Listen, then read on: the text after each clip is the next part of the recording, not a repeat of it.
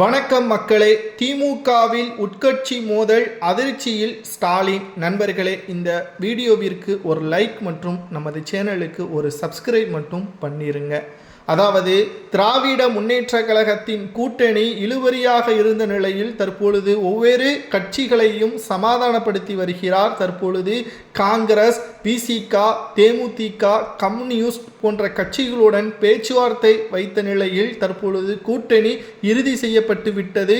கட்சிகளுக்கு தொகுதி பங்கீடு கொடுக்கப்பட்டுள்ளது. ஆனால் இங்குதான் மிகப்பெரிய பிரச்சனையும் எழுந்துள்ளது. ஏனென்றால் காங்கிரசின் வேட்பாளருக்கு திமுகவின் தொண்டர்கள் வேலை செய்ய மாட்டார்கள். கழகத்தின் நிர்வாகிகள் தலைமைக்கு விசுவாசியாக இருக்கலாம், கூட்டணிக்கு உடன்பட்டு செயல்படலாம். ஆனால் திமுகவின் அடிமட்ட தொண்டர்கள் நினைப்பது என்ன தெரியுமா? காங்கிரஸ் இருந்தாலும் ஒன்றுதான், கூட்டணியில் இல்லாமல் இருந்தாலும் ஒன்றுதான் என்பதற்கேற்ப திமுகவின் தொண்டர்கள் நினைப்பதாகவும், அதேபோல்தான் காங்கிரசின் தொண்டர்கள் திமுகவின் வேட்பாளருக்கு வேலை செய்ய முடியாது என்ற முரண்பாடும் தற்பொழுது வந்துள்ளது. ஒரு கட்சியுடன் கூட்டணி வைப்பது எதற்காக? இருவரும் இணைந்து செயல்பட்டு களப்பணிகளை மேற்கொண்டால் மட்டும்தான் வாக்கின் சதவீதம் உயரும், வாக்கு வங்கி அதிகரிக்கும், தொகுதிகளது எண்ணிக்கையும் அதிகரிக்கும். 234 தொகுதிகளில் 156 தொகுதிகளை கைப்பற்றினால் ஆட்சியை அமைக்க முடியும்.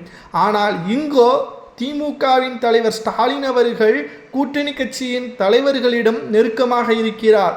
ஆனால் தொண்டர்களோ கூட்டணி கட்சியின் தொண்டர்களுடன் இணக்கமாக செயல்படாத காரணத்தினால் தற்பொழுது தொகுதி பிரச்சனை உட்கட்சிகளின் மோதலை ஏற்படுத்தியுள்ளது.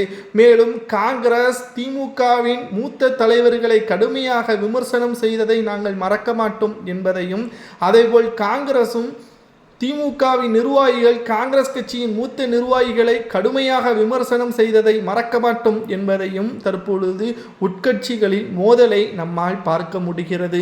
இந்த தேர்தலில் 20 கட்சியுடன் ஸ்டாலின் கூட்டணி வைத்தாலும் தோல்வி என்பது ஸ்டாலின் அவர்களுக்கு வருவதாக தற்பொழுது நம்மால் பார்க்க முடிகிறது.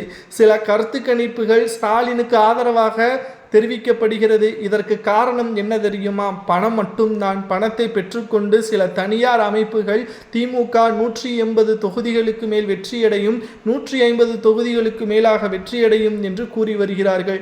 2011, 2016 கிட்டத்தட்ட 10 ஆண்டுகள் கருத்து கணிப்பில் திமுக தான் முன்னிலையில் இருந்தது. ஆனால் வெற்றி எண்ணமோ அதிமுகவிற்கு சாதகமாகத்தான் வந்தது.